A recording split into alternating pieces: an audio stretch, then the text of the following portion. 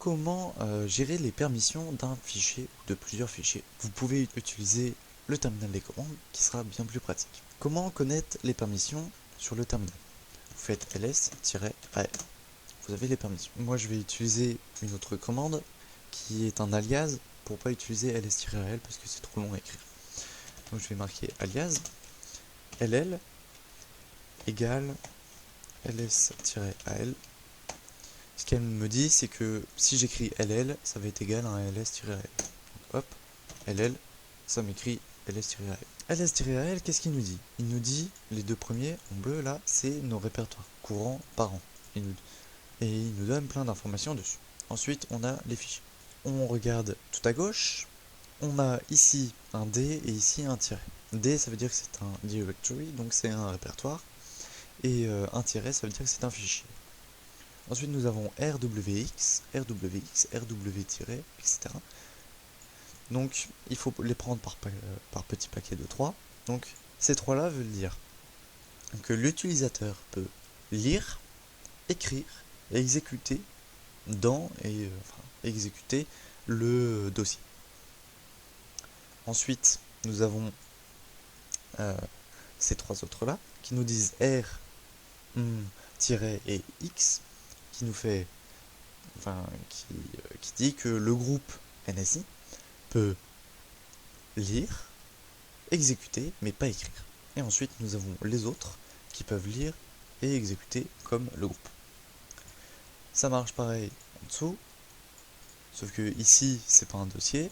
Donc ensuite, ici, je peux juste écrire et lire. Pourquoi? Parce que c'est un fichier et qu'un fichier ne s'exécute pas.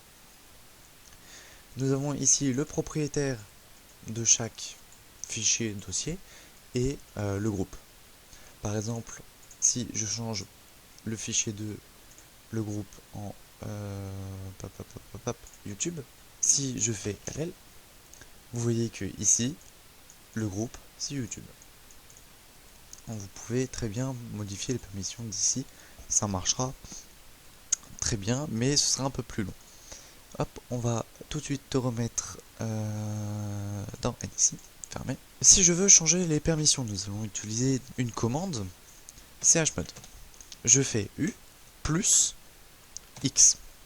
L'utilisateur gagne le droit d'exécuter fichier 2. Si on fait ll, il nous le met en vert parce qu'il ne comprend pas pourquoi on peut l'exécuter, mais ici on a eu le petit X. On peut très bien lui enlever cette permission en remplaçant le plus par un moins. Si on fait ll, vous voyez, il est redevenu anormal. On peut aussi modifier plus rapidement en utilisant des valeurs octales. Les valeurs octales, hop, vous pouvez les trouver ici. Vous allez sur internet, hop, vous descendez sur Wikipédia, vous allez sur Wikipédia wiki chmod et vous pouvez les avoir ici, les valeurs en octales.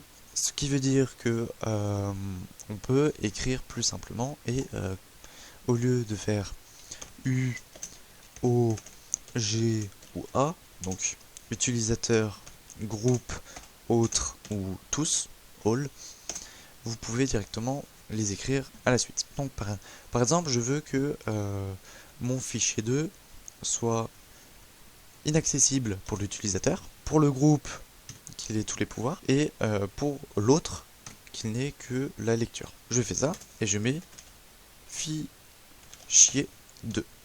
Hop. Et donc là, vous voyez que une petite croix est apparue. Pourquoi? Parce que moi, en tant qu'utilisateur, je ne peux plus l'ouvrir. Je n'ai plus la permission de l'ouvrir. Maintenant, je vais me remettre les droits.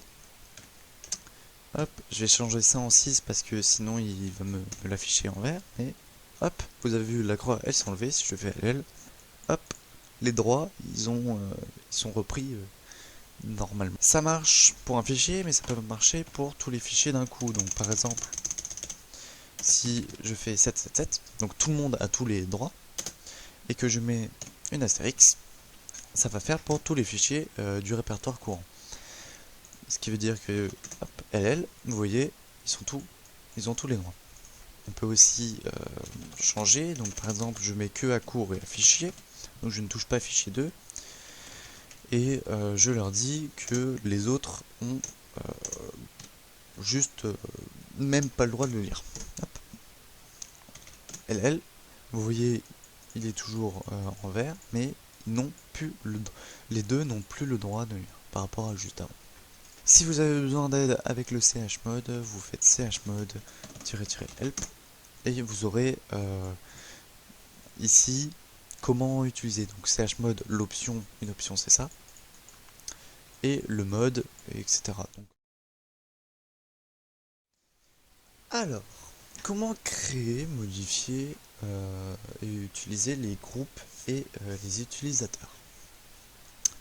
Pour cela, nous allons avoir besoin du mode super utilisateur. Si vous ne le connaissez pas, c'est pas très compliqué. Vous marquez SU, vous mettez le mot de passe du super utilisateur si on vous l'a donné. Sinon, tant pis, vous ne pouvez pas l'utiliser. Et vous vous retrouvez ici en route Debian, /home, etc. Maintenant, je vais créer un groupe qui va s'appeler YouTube, puisqu'on est sur YouTube. Hop, ça a créé le groupe YouTube. Je vais maintenant vérifier qu'il a bien été créé. Donc cat/etc/groupe. Et ici nous avons tous les groupes, tous les groupes et tous les utilisateurs. Donc hop, ici on me retrouve NSI X machin. On retrouve aussi YouTube ici et ici YouTuber que nous allons utiliser. Hop, on peut clear. YouTuber est un utilisateur que j'ai créé. Donc je vais vous montrer comment on crée un utilisateur. Donc on peut add user.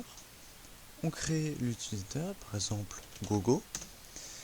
L'utilisateur Gogo, paf, on lui assigne un mot de passe.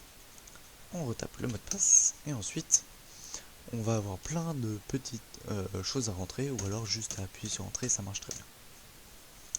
Maintenant, si on refait 4, etc., on trouve Gogo ici. Maintenant, j'ai pas d'utilité à utiliser Gogo puisque j'ai déjà créé un autre utilisateur. Ce sera plus simple d'utiliser celui qui est déjà créé. Donc, je vais delete l'utilisateur Gogo. Suppression de l'utilisateur. Attention, le groupe Gogo ne contient plus aucun membre. Maintenant, nous avons créé le groupe YouTube. Nous allons devoir y assigner des personnes. Donc pour cela, nous allons utiliser add user, toujours. Nous allons mettre NSI dans YouTube. Adding user NSI to groupe YouTube. Nous allons aussi y ajouter YouTuber. Hop, il est dans YouTube. Donc maintenant, si on fait cat/etc/groupe, nous avons le groupe YouTube avec NSI et YouTuber. Maintenant, nous allons créer un fichier partagé. Donc, on va créer mkdir, on va mettre YouTube par exemple. Hop, on va créer YouTube. Maintenant, nous allons modifier les permissions, puisque pour l'instant, si on va les regarder, clic droit, propriété, hein, je vous rappelle les permissions, vous pouvez aller les voir juste avant, on en a parlé. Elles sont le propriétaire c'est root et le groupe c'est root. Donc on va changer ça, on va utiliser chown. Chown, c'est change owner. On va maintenant dire que l'owner c'est NSI, puisque c'est mon compte principal, et que le groupe c'est YouTube. Et maintenant, je dis que tout ça c'est pour YouTube. Hop. Si on va ici, on fait clic droit, propriété, permission, NSI, lecture, écriture, YouTube, etc. On va pouvoir faire ls, pardon, -al. Ici, on nous dit que NSI c'est à NSI, YouTuber c'est à YouTuber, et que YouTube c'est à NSI et au groupe YouTube. On va rajouter des propriétés sur le fait qu'on puisse écrire dans YouTube, que le groupe YouTube puisse écrire dans YouTube. chmod group plus write dans YouTube. Si on va là, propriété, permission, on peut lire et écrire. Maintenant qu'on a fait ça, on peut aller ici, faire un fichier, créer mon nouveau fichier vide. Je peux écrire des choses dedans si je veux. Bonjour YouTube. YouTube. Hop. Je peux l'enregistrer. Si on regarde ses propriétés, par contre, les permissions, c'est NSI qui l'a créé, mais il l'a créé pour le groupe NSI. Or, nous, on veut que ce soit pour le groupe YouTube. Est-ce qu'on trouve YouTube ici? Je crois pas. Donc, on fait cd YouTube. On est dans YouTube. Maintenant, on fait ls-al et on regarde ici. Le nouveau fichier vide est à NSI. On va change owner. On garde NSI, mais par contre, on met sur YouTube. Et on met ça pour, entre guillemets, entre apostrophe, fichier vide. On peut aller là, propriété, permission. On est sur YouTube. On va pouvoir sortir du mode route, puisqu'on a fait un peu ce qu'on voulait, et essayer de venir avec YouTuber. On peut aller dans le répertoire personnel, dans Home, on a bien sûr NSI, on a YouTube, on a le nouveau fichier vide, bonjour YouTube, bonjour NSI, je peux l'enregistrer, je peux fermer, parce que les propriétés indiquent que je le dois. Hop, on peut maintenant revenir sur NSI. Paf. Et donc, on a fait un peu tout sur les gestions d'utilisation. Comment installer des applications, enfin des logiciels? C'est pas très compliqué, on va utiliser apt. Donc, pour installer des choses, vous avez besoin des commandes super utilisateur. Sudo, c'est en gros, on demande au super utilisateur de faire une action précise. Donc là, on va l'utiliser pour faire des apt-get. Comment avoir la commande sudo si vous ne l'avez pas déjà? Vous avez besoin du super utilisateur. Il faut qu'il vous mette dans le groupe, donc add user NSI dans le groupe sudo. Alors, nous voulons installer un logiciel, donc par exemple Genie. Nous allons faire sudo apt-get apt-get install Genie. Il va nous lire les trucs. Après cette opération, 11,1 MO, mégaoctets d'espace 10 supplémentaires seront utilisés. On dit oui. Hop, il va nous installer tout ça. Donc maintenant, si j'utilise Genie, il nous ouvre Genie. Maintenant, disons que nous ne voulons plus Genie. Nous allons faire sudo apt remove et Genie. Ça nous enlève tout ça. Nous pouvons aussi utiliser apt-help.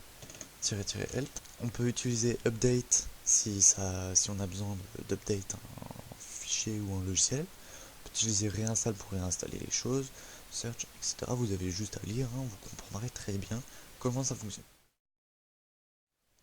Comment installer des packages? Donc on a vu apt-get, maintenant on va voir dpkg. Nous allons télécharger Filius. Il faut déjà le télécharger sur internet. Je vais l'enregistrer, il est apparu ici. Et donc maintenant je vais mettre dpkg -i parce qu'on veut installer.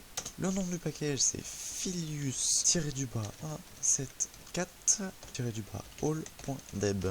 Il nous demande les privilèges utilisateurs. On va utiliser la commande sudo et hop, on a Filius d'installer. On peut écrire Filius ici. Il nous dit ça et il nous ouvre Filius. Maintenant on va le désinstaller. Même commande, sauf que c'est un -r. Ça c'est enlevé, mais il reste encore des fichiers de configuration. Donc on peut les enlever grâce à -p, comme c'est marqué en haut à droite. On n'a plus rien. Si on met Filius, il nous dit aucun fichier au dossier de ce